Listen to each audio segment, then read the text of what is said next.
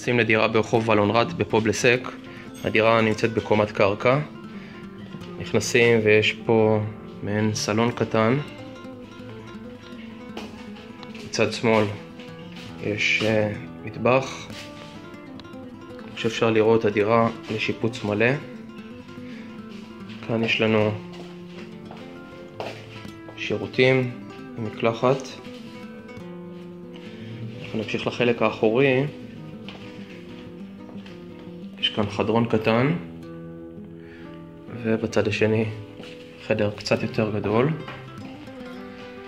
יש פה עוד איזושהי נישה שיכולה אולי להתאים כחדר ארונות.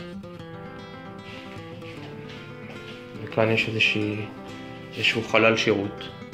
דירה קטנה, 39 מטרים רבועים, מיקום מצוין בפובלסק, קרוב למטרו.